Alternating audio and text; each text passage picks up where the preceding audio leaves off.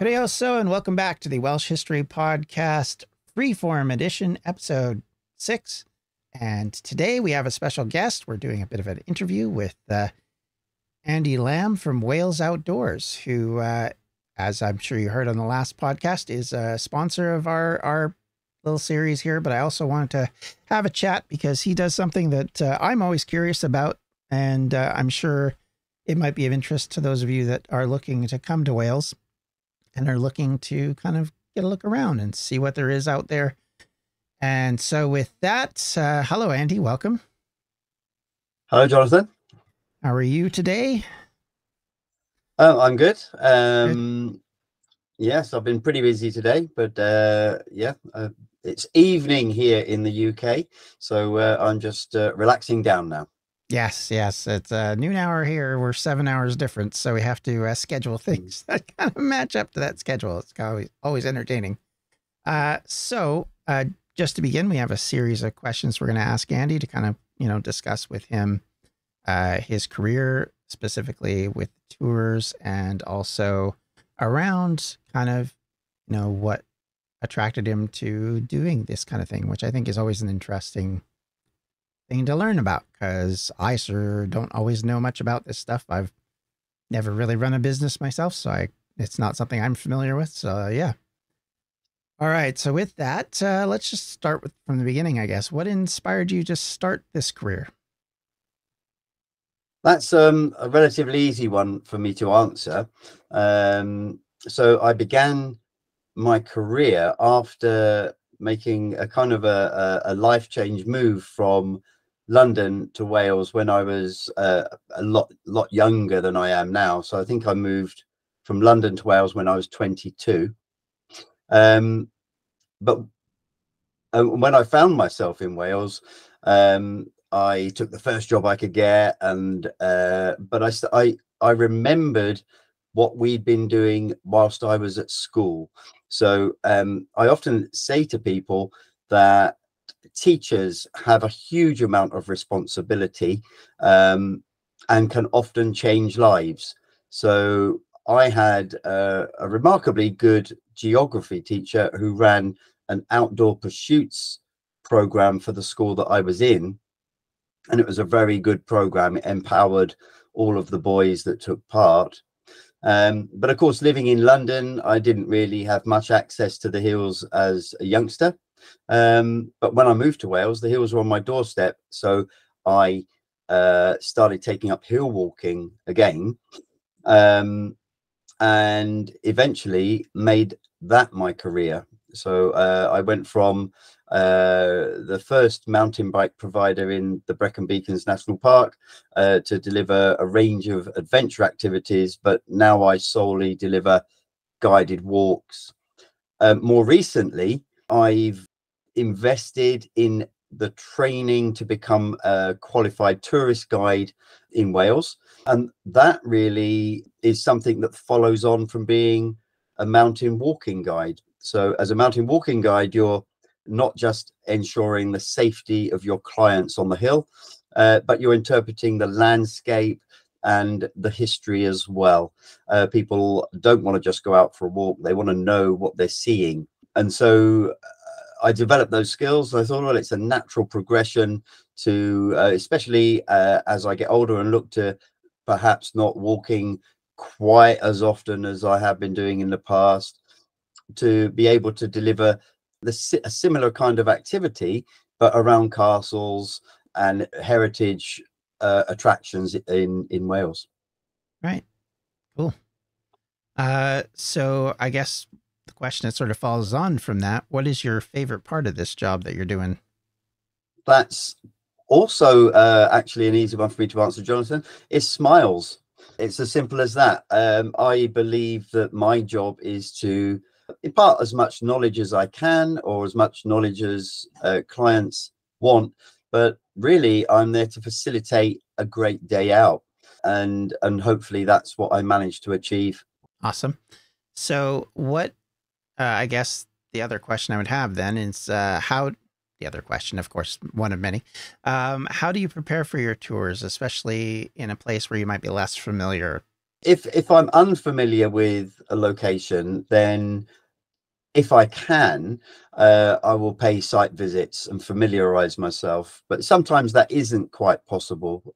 For example, if I have a bespoke tour booked by a couple that want to go out to some particular places that are a good distance from where I live, perhaps it isn't possible. So then this is where the internet comes in quite handy. And I would scour the internet for information, and also look at maps to familiarize myself with terrain and locations and things like this. But in general, I'll always visit locations as much as is reasonably possible before I would accompany a client to a location. That makes perfect sense. I would imagine that would be something you need to do in order to have a good experience for yourself, let alone for the person going with you, or persons, I guess. Absolutely. If I was to turn up with some clients to somewhere I'd never been to before, firstly, it would be a stressful day for me. And secondly, I don't think the experience for the client would be as good as perhaps it could be. So, yeah. So obviously, when you're dealing with Wales, now, I guess I should ask, are you mostly based in South Wales? Is that typically where your tours are located at? So, yes, Wales Outdoors, myself as a guide, mostly based in South Wales. So when we're talking about South Wales, though, we're really looking from Chepstow in the east across to the Gower in the west, and the Gower is just beyond Swansea, and then north up into the Brecon Beacons and the whole of the Brecon Beacons National Park. So it's a huge area. I do venture west and north, and I regularly deliver events in Snowdonia in particular. I like to get around and keep moving around Wales, really just to keep myself fresh. I don't want to be doing the same thing, for example, every Monday doing one particular thing week after week after week. So I mix up my events during a week and mix up those by location as well. Yeah, that's makes perfect sense to me. I have done an accidental tour, not tour, but walk one time when I was living in Mid Wales. I was there for a couple of weeks and I was staying at a place, and so I decided to go into Aberystwyth, which at the time, looking at the distance, I was like, that's not too bad. It's a bit of a walk, but it's not too bad. Of course, completely forgetting that most of that is uphill, downhill, because there's massive hills in the way. And by the time I got in, I think I started at about it was about 9 in the morning, and I think I got in about 3 in the afternoon. Was like, that was really a bad idea, and took the bus back because that was a lot of walking. And but you felt healthily fit after that day. Yeah. That's the one thing I will say, living in Wales, that I've done more of probably than I do here in North America, which is walk everywhere. So for me, that was actually something I appreciated. It was the fact that it was easy enough to walk. Like I lived in the Bay at one time, walked into downtown all the time. That was, it was a bit of a walk, but it wasn't like massive. And it wasn't hard, and it's a great way to get a bit of exercise. So anything that can do to sort of help that when you're getting to my age of too old, it is important. So for sure, I actually quite appreciate that. It's nice to be able to walk to something and just kind of go back and forth in 20 minutes and you see something interesting, or you do something interesting, rather than here in North America. If I have to go somewhere, it's automatically a drive, because it would take way too long just to walk within my city, because my city, which is about 1 million people, by geography is bigger than London, almost. So yeah, that's something that us Brits don't really understand unless we've been to the United States, is the spread of city, and the idea that I'm just off to see my cousin and it's a 4-hour drive or something like that. Yeah. I think that was the biggest education I got early on, is we had friends of ours that we were going into London for something, and it was like, so that's a 3-hour drive one way. It's a 6-hour round trip. And they were like, yeah, we're going to stay overnight. I was like, overnight? Yeah. I was so confused. Because where I live in Edmonton. The next closest major city is Calgary, and it is a 3-hour, 2.5-hour drive. and you can make a Yeah. day trip of that, no problem. But yeah, most people in the UK would never do that and would think you're insane for trying it. So I Mm. get it. I get it. But Yeah. but yeah, no, it's interesting. It's all, everybody's got their own sort of ideas about stuff, and I think it's fascinating to kind of Mm. examine that. So I guess to get back onto what we were discussing. So what's of the historical sites you've seen or things you've been to? Obviously, history podcast. I gotta ask this question. What's your favorite one? I guess, and then what's the most interesting one? Because they may not be the same. Yeah, a question like that is very difficult to answer. So so the earlier questions you've asked me, pretty easy for me to answer. Yeah. Um, with regards to historical attractions, it's really down to your own personal attraction to certain things. Mm, Um, I'm becoming increasingly attracted to the hidden gems that are kind of off the main tourist track, if you like. So where I am in southeast Wales, you've got Cardiff Castle, Caerphilly Castle, Chepstow Castle. These are all very well known. But there are attractions just, for example, just north of Cardiff that really get very few visitors. I'll give you an example. One might be Nantgarw China Works, which was a porcelain factory. It was only ever open for 4 years. So if you ever find some Nantgarw porcelain, it's actually worth quite a lot of money. So people are scouring the local charity shops looking for bits and pieces. But because it's off the beaten track, the staff there are very, very happy to see visitors because hardly anybody goes there outside of peak times. mm. So somewhere like that, you get a very warm welcome and a very interesting, personalized tour of an attraction like that. So it's the hidden gems, I think, that stand out for me. But if you're saying, oh, what's the best castle in South Wales? Well, that without a doubt, that's Caerphilly Castle in my mind. It's a partly renovated, huge defensive castle. The said to be the best of its kind in Europe. It's got a leaning tower. It's and when it was partly renovated, it was renovated without embellishment. It was renovated in the early 1940s to look as it would have once done. So Mm. it's got authenticity as well. So something like that. I think, yeah, you've got a mix of things, but the hidden gems for me are the standouts now. Yeah, that makes sense to me too. I've been to Caerphilly, I've been to Caerleon, I've been to obviously Cardiff Castle, having lived there. We went to, I mean, I've been to what's left of Bristol's Cathedral and to Llandaff, and then to oh shoot, what the heck, Swansea's structure. Can't really call it a Yeah, castle at this point. And the same thing with no, Aberystwyth. And the thing that I remember being very vividly, I don't want to say annoyed, that's the wrong word, but kind of like it turned me off a little bit. And for my wife was like, oh, this is the greatest thing, is the rebuild that they did of Cardiff Castle, specifically around the redone mm, palace that was done by the Marquis. And mm, I was like, this is fake though. This is not yeah, the yeah, real castle. This is yeah, something somebody in the Victorian era went, yeah, yeah, this is how we build a castle. And yeah, so like Castlecock, she loves Castlecock.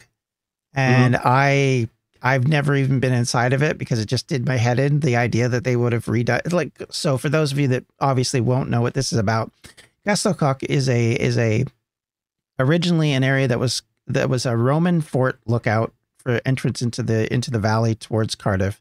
It was then developed into a small castle for the Normans, I want to say. And yeah, then yeah, and then it yeah, was ruined, and then it was yeah, rebuilt, but it was rebuilt into a fairy tale style castle, and it looks it. You know, it just looks like somebody built it in the 1800s or 1900s, and it drives me crazy because it's like, well, you've took away all the history of it to do this, and it yeah, infuriated me. So whereas with Caerphilly, like you said, because they stuck to what was already there and kind of kept the mm, idea developed, it that one I like going to. It is a very interesting place. For those of you that may or may not have listened to it on the episode, when we talked about it, is one of the rare castles in Wales that was never taken, partially because it was near impregnable because of the way it was built. And you definitely get that impression the minute you're in it, because you realize just how hard it is to get to the center of it if you're trying when they don't want you there. And so for me, that was always fascinating to kind of go there. And of course, they make a big deal about the Leaning Tower, and they talk about it being bigger than the Leaning Tower of Pisa, blah, blah, blah. But aside from all that, it is interesting. And all of these sites are interesting. It's just me being a little angsty person that gets worked up about those kind of things. But like, you know, sometimes it's better to have something than have nothing. Because when you go to sites like the castle in Swansea and it's basically just a bit of rubble in parts, you kind of wonder if maybe it would have been better if somebody had kept it up somehow, you know. At least with Cardiff, you can go, okay, I can see where the Roman walls are, I can see where the Norman walls are, and I can see where it's been added to after the fact. And the reality of it is, once those buildings stop being used for what they're used for, this is what happens. People start taking away from them, and they all go bye-bye if they're left to themselves. So it's well, I'm sure many of the older buildings in Cardiff, and I'm talking about relatively quite old buildings in Cardiff, may well have used stone from the castle walls. I think that's what people used to do. Yep. But I think Cardiff Castle is interesting. You're quite right. It is a kind of a fake structure now, and it was the third Marquis of Bute's 6-week holiday home. So that's why I think it's interesting. He only was able to build it because of the wealth that was being generated in Cardiff through coal and the Industrial Revolution. So I think that's the way I describe Cardiff Castle to visitors, is how the Elon Musks of their day spent their money. They obviously, technology wasn't there to build space rockets, so they built castles. Yeah, and the reality of it is, for those of you that if you've been to Cardiff Castle or you're going to go to Cardiff Castle, keep in mind that what I'm talking about, there's a palace portion of it which is on the wall. It's not actually where the keep is. The keep's still the Norman keep that they originally had. The rest of it's what's been redeveloped and redesigned. So just keep that in mind. And the keep itself is still the original Norman Motte and Bailey castle that they had when it was built in the 1100s or something. And so around then. Yeah. So when I poo-poo things about it, that's something to keep in mind, is it's just portions of it that have been redone. And like you said, he did it to live in it, which is, you know, perfectly fine. It's just different. And it's still better than some of them, because like I said, some of them, they made them into follies, as they call them, which are artificial redesigns of buildings that have been done, sort of an imagination of what they would have been like, done by people in the Victorian era typically, and they're typically nowhere near what they would have been like in Middle Ages. It's just their idea of what they would have been like. So there is differences between the two, but most of the good thing about Wales is most of what you're going to see has some original portions to it, and definitely has some historical basis to it. And there's so much history happening in such large amount of time. It's fascinating to kind of witness all of the variations of things you can see, because you can walk in cities and towns and see, oh, this was the part that was here in the Middle Ages. This was the part that probably was here when the Romans were here. Here's the part that was here, you know, in the Victorian period when they had more people. So there was reason to build more city. So you have things like Cardiff, which was mostly as we've been discussing in the podcast, mostly a small little village that really had no significance. And then all of a sudden coal was found, and they had to get coal out of Merthyr. So suddenly Cardiff became an important port. And once that happened, you have a massive buildup. So when you walk around Cardiff, you might be surprised to find out that a lot of it isn't old. It's old, in quotes. To be fair, most North Americans, anything over 100 years is ancient. But it, by comparison to some of the other towns and cities in Wales, it is relatively young. So it's something to keep in mind when you go through them, is how much changes in travel and how different everything can be in just a short hike just what I look at with it. It's the fact that there is so much more that you can see in such a short period of time in such a compressed area, because you can see, like I said, you can go up to Caerleon. There's a Roman area there. There's where the fort is. That's where all their developments are. You can see their not Colosseum. What's the term? Amphitheater. That's the word I'm looking for. Amphitheater. Yeah. Yeah. So there are a lot of things you can see around just in that small corner near Cardiff within short drive or train distance, which I think is wonderful. So yeah, on that point, where I live, I don't live in Cardiff. I live about 20 minutes outside of Cardiff. I moved here in January, and I'm still doing a bit of house renovation, which I think I mentioned. But yeah, where I live, I'm surrounded by a wide range of different historical sites. So you mentioned Caerleon. I live at the foot of the hill, which has an Iron Age fort on the top, and that was the camp of the Silures, who were the tribe that occupied this area when the Romans were here.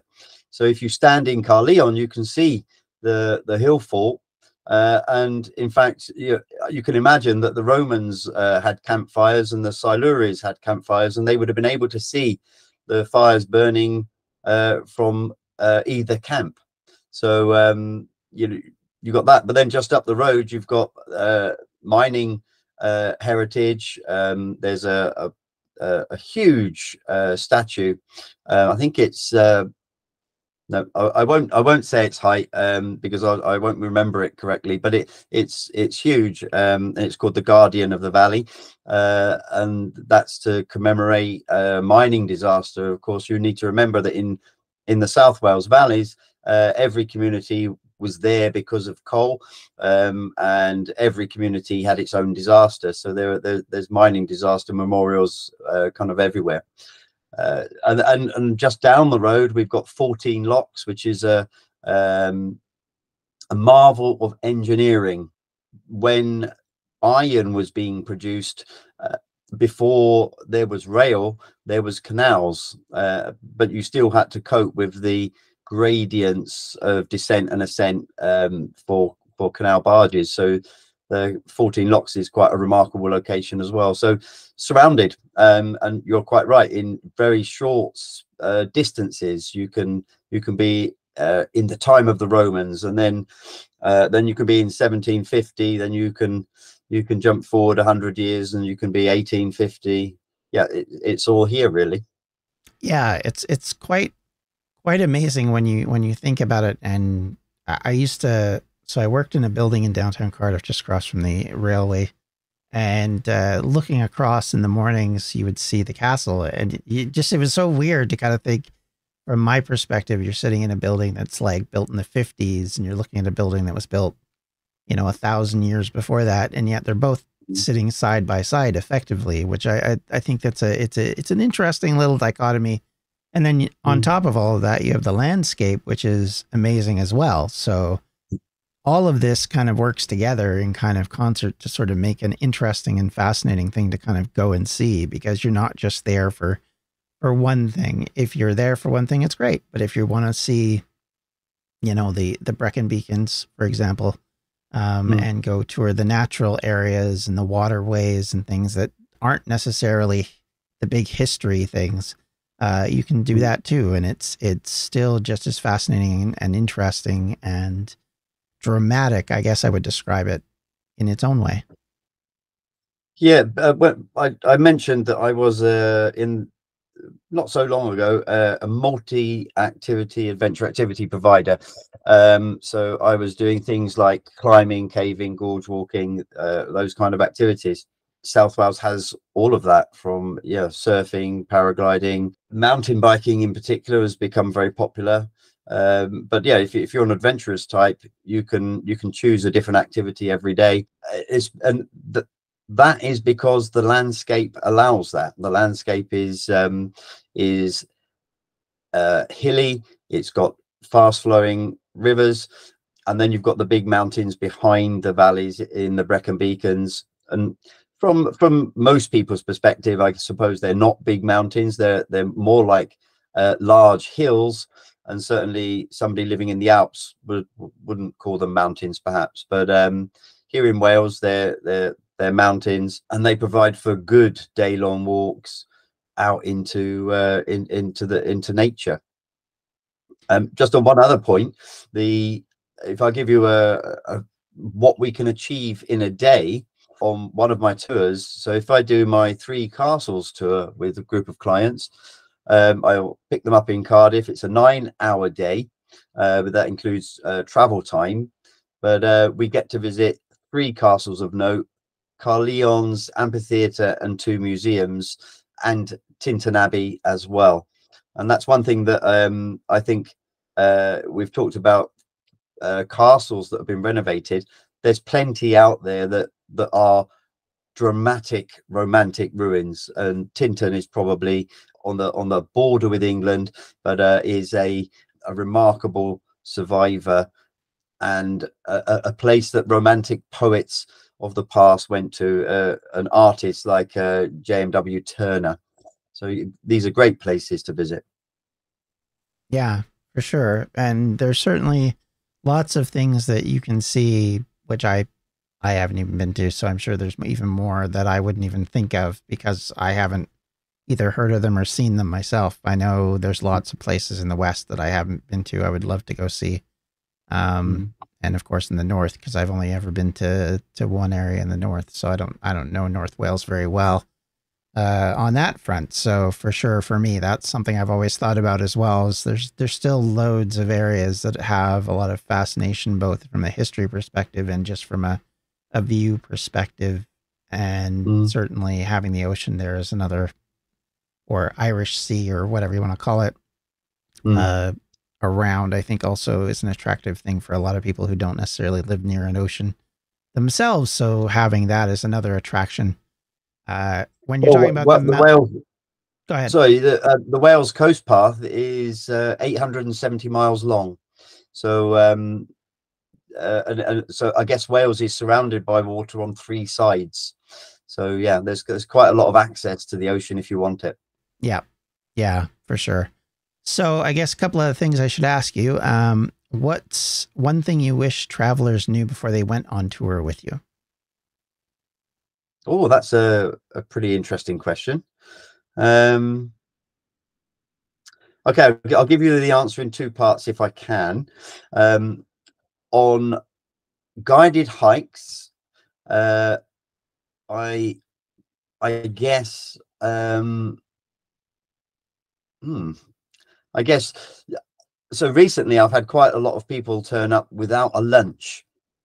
Now we're out all day, and in my information, I kind of say, yeah, bring a packed lunch. But I guess that with that, it's really read the detail of the event, because often I can solve that problem. We can stop and get lunch on the way. But if I'm not informed, that's quite difficult.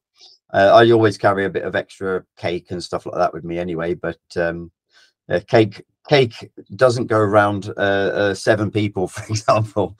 And then with guided tours to historical places, I don't really know. I think people, again, people making the booking tend not to have read the description in great detail. They've skimmed it. That they're always happy with what I deliver, but I guess sometimes there's never. I think I always exceed expectations. So yeah, if people were upfront with me about what they were wanting from the day, then I may be able to tweak it to provide an even more memorable experience. I guess that might be the answer. Yeah. Yeah, no, that makes sense to me. I mean, I always think about, how often going to places do I look or read in advance. I remember with small kids, we went up to Cardiff Castle, and you go up to the keep, and at least when we were there, so this is a number of years ago now, there wasn't really any handholds on the one side. So with little tiny kids, you have to sort of follow behind them out of fear of what they might do if you're not watching. Yeah. And so that is something to be aware of. And of Yeah. course, older buildings are not going to have a lot of help for people with mobility issues. So keep that in mind Yeah. as well.